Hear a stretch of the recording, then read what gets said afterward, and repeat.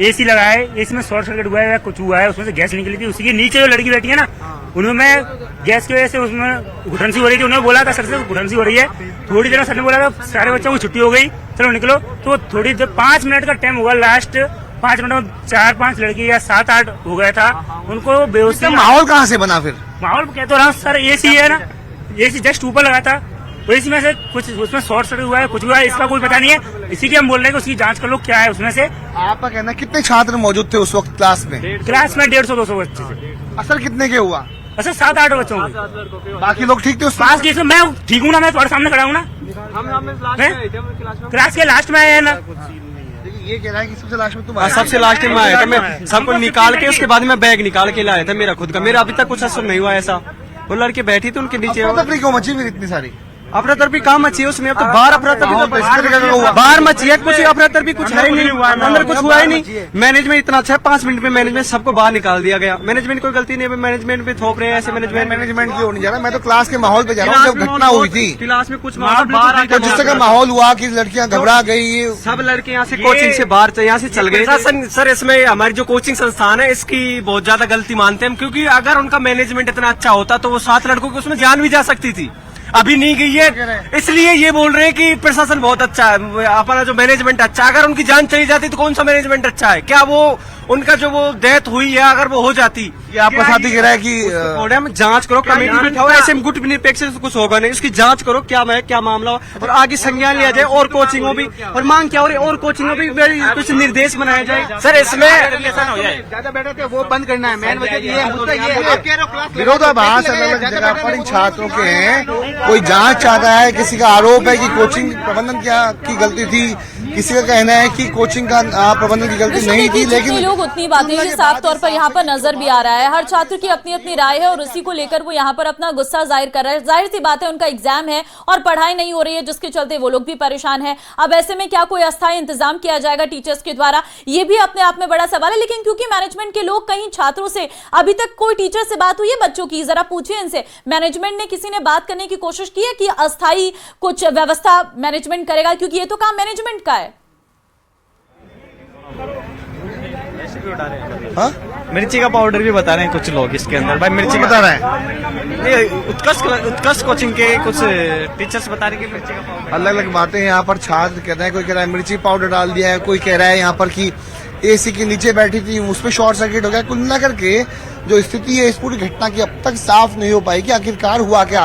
क्योंकि जो प्रत्यक्षदर्शी छात्र हैं, जो कहना है कि 150 से 200 के बीच में छात्र यहाँ पर बैठे थे, लेकिन जो असर हुआ वो हुआ 5 से 7 का।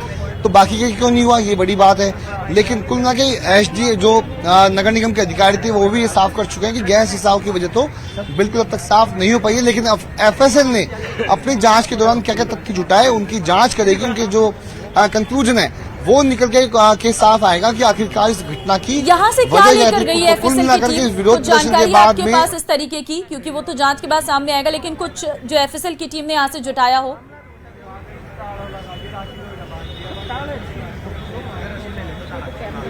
विष्णु, आवाज मिल रही है मेरी?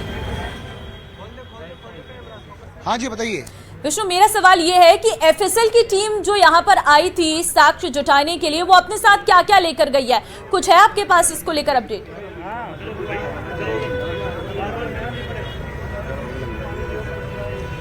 देखिए काफी डिस्टर्बेंस हो रहा है, मैं सवाल आपका समझ नहीं पा रहा हूँ, तो या तो एक बार आप आपसे सवाल दोहराइए प्लीज। मेरा सवाल ये है विष्णु, अगर आपको मेरी आवाज आ रही है, क्योंकि आपने बताया कि यहाँ पर एफएसएल की टीम आई थी, एफएसएल की टीम अपने साथ क्या क्या साक्ष्य लेकर गई है, क्या क्या चीजें लेकर गई है?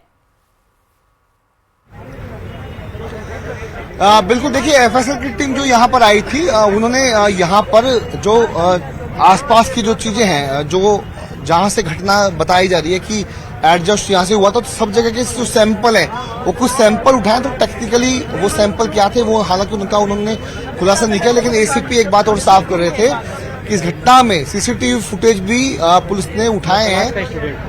जी क्या? मैं उसी क्लास का स्टूडेंट था। मैं 17 साल आर्मी में सेवा करके 3 महीने से इस कोचिंग के अंदर कोचिंग कर रहा था, और मैं आपको आंखों दिली हाल बताना चाहता हूँ। 5:45 पर संस्कृत की क्लास छूटनी थी। 5:43 और 44 के लगभग ऐसी गैस जहरीली आने लगी, उसमें बच्चे बेहोश होने लगे। तो आधे लड़के भक्के निकल गए। जो बच्चियां थी उनको हमने हमारे हाथों से, और जो गाड़ियां रास्ते पर जाने वाली गाड़ियों के अंदर रोक रोक के उनकी सवारी उतार करके बेहोश बच्चियों को हमने गाड़ियों के अंदर बिठाया। आप क्या कर रहे थे यहाँ पर? मैं कोचिंग कर रहा हूँ, एक्स सर्विस मैन हूँ। 17 साल आर्मी के अंदर सेवा करने के बाद उसी बैच के अंदर कोचिंग कर रहा था मैं, 201 नंबर बैच। फिर उसके बाद बच्चियों को जो भी बेहोश थी हमने उनको भेज दिया। लेकिन उसके बाद में जिस हिसाब से, हमको राजनीति से कोई मतलब नहीं, बीजेपी कांग्रेस कौन प्रेसिडेंट हमको किसी से मतलब नहीं, लेकिन जिस हिसाब से प्रशासन ने हमने जिन हाथों से बच्चियों को बैठाया गाड़ी में, हमारे ऊपर ही वो भीड़ को कैसे मैनेज करो, कहां से फोन आया, लठ बरसाए हैं। वो क्या बोलते हैं, वो SHO बोल रही है कि मिर्ची के तड़के से क्या नाम है जहरीली गैस फैल गई। जब वो हमने वीडियो देखा कल, जो वीडियो देखने के बाद में मैं खुद मैं बता रहा हूं आपको, एक जिम्मेवार नागरिक के नाते 17 साल देश सेवा करने के बाद बता रहा हूं कि मिर्ची के तड़के से किसान मजदूर जवान के बेटे मिर्ची से तड़के से बेहोश नहीं होंगे। हादसा कहीं भी हो सकता है, लेकिन जिस हिसाब से इस मैटर को दबाया गया, जिस हिसाब को इस मैटर को मैनेजमेंट किया जा रहा है, वो निराधार गलत है। और जो बच्चे कोचिंग कर रहे हैं, मैं भी उसमें कोचिंग कर रहा हूं, हमारी कोचिंग की 2 दिन में 1 दिन में सुविधा कराई जाए, इस बिल्डिंग में तो और कहीं कराई जाए। और जो बच्चियां जो घायल होगी, जो बीमार हुई हैं, उनको उनकी देखरेख, उनकी इलाज मुहैया कराया जाए।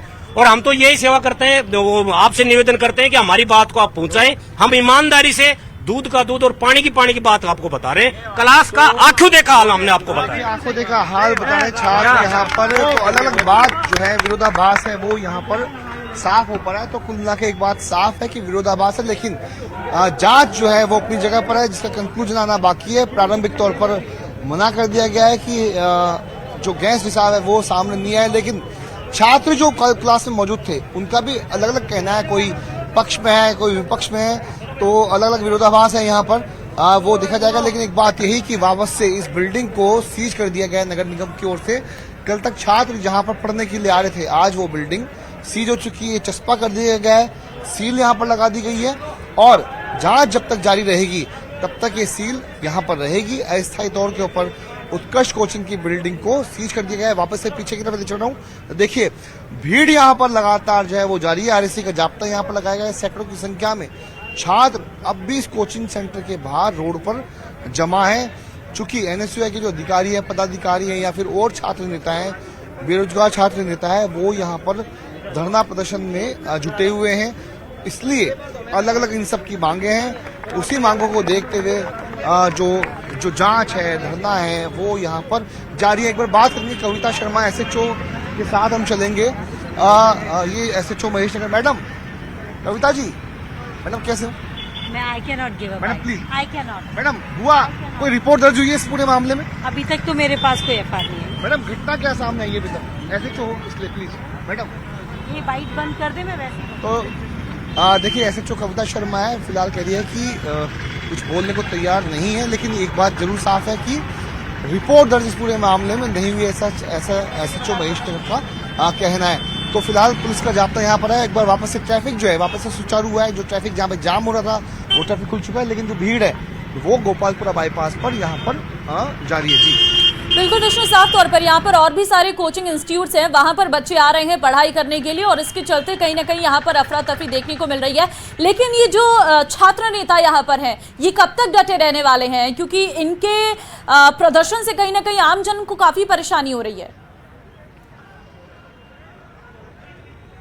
देखिए, अभी कुछ देर पहले जब हम विनोद जाखड़ से बात कर रहे थे, जो कि NSUI के प्रदेश अध्यक्ष, उनका कहना था कि कुछ मांगे हमारी हैं, वो है सुरक्षा को लेकर के, मुआवजे को लेकर के, और भी कुछ चीजें जो NOC जारी करते हैं, यानी वो अधिकारी जो इस कोचिंगों को, जो कि नियमों के परे चलते हैं, उनके खिलाफ कार्रवाई करने की मांग भी यहाँ पर थी। तो कई सारी मांगे हैं, लेकिन हो सकता है कि अब चूंकि यहाँ पे कई तरह के जो छात्र नेता हैं, मतलब अलग अलग राजनीतिक संगठनों से जुड़े हुए हैं, उसके अलावा बेरोजगार संघर्ष समिति के जुड़े हुए जो नेता हैं वो यहाँ पर मौजूद हैं, तो सबकी अलग अलग राय है, अलग अलग मांगे हैं। तो कुल मिला करके ये जो घटनाक्रम है, अब कहीं ना कहीं राजनीतिक रुख भी संभवतः लेता हुआ जा रहा है। चूंकि प्रशासन जो है वो लगभग अपना काम यहाँ पर कर चुका है, इस बिल्डिंग को सीज कर चुका है, FSL की टीम आकर जांच कर चुकी है। तो जो जांच का जो दायरा था वो लगभग पुलिस और प्रशासन की ओर से, अपनी ओर से हो चुका है। लेकिन इनका एक कहना था कि जनप्रतिनिधि यहाँ पर सरकार की ओर से कोई आया नहीं है। तो कल भाजपा की सांसद मंजू शर्मा जरूर यहाँ पर पहुंची थी, लेकिन उसके बाद अब तक यहाँ पर सरकार की ओर से कोई आया नहीं, ऐसा विनोद जाखड़ कह रहे थे। और इसीलिए यहाँ पर ये धरना प्रदर्शन अब तक भी जारी है। जी ठीक है विष्णु, यहाँ पर क्या कोई सीवरेज है जिसकी बात कही जा रही है कि वहां से ये रिसाव हुआ और उसके बाद ये पूरी स्मेल जो है वो क्लासरूम में आई है? इस इलाके के बारे में जरा बताइएगा, क्योंकि यहाँ पर और भी कोचिंग इंस्टीट्यूट है, यहाँ पर पीजीज भी हैं, हॉस्टल्स भी हैं, लोग भी रहते हैं। कैसा सीवरेज यहाँ पर है जिसकी वजह से यह हादसा जो प्रथम दृष्टया सामने आया है? बिल्कुल। देखिए, मैं अगर इस रोड को एक बार कहूँगा अपने कैमरामैन साथी अविनाश जी से, देखिए ये जो पूरी बिल्डिंग है दिख रही है ना आपको, सभी बिल्डिंग में कोचिंग चल रहे हैं, इन्हीं में इनके हॉस्टल्स भी हैं, सभी बिल्डिंग एक दूसरे से सटी हुई है। अगर रोड के ऊपर बात करें तो यहाँ पर कोचिंग है, इनके ठीक पीछे जो आवासीय जो मकान है उनमें कोचिंग सेंटर, उनमें हॉस्टल चलते हैं, सभी की दीवारें एक दूसरे से सटी हुई है। कहीं पर भी आप देख लीजिए, हर बिल्डिंग में यहाँ पर कोचिंग और उसके अलावा हॉस्टल चलता हुआ नजर आएगा। और इसी बीच ये बताया गया था कि जहां पर फ्रंट यानी आगे की तरफ ये कोचिंग चल रहा है उत्कर्ष, उसके ठीक पीछे की तरफ उसे जो एड जोनिंग में हॉस्टल भी चलते हैं और वहीं पर हॉस्टल में जो रसोईया था वो खाना पका रहा था, ऐसी बात कही जा रही है। लेकिन जो सीवरेज की बात है, एसीपी योगेश चौधरी का ये कहना था कि जब वे लोग यहाँ पहुंचे थे कोचिंग में, तब छात्राओं को ये कहना था कि सीवरेज की गैस की रिसाव की वजह से ऐसा हुआ है। साथ में जब क्लास में वे लोग घुसे तब यह दुर्गंध भी आ रही थी, ऐसा एसीपी योगेश चौधरी का कहना है। तो कई तरह की बातें यहाँ पर सामने आई थी, लेकिन ठीक है विष्णु, फिलहाल बहुत धन्यवाद आपका तमाम जानकारी देने के लिए, अपडेट देने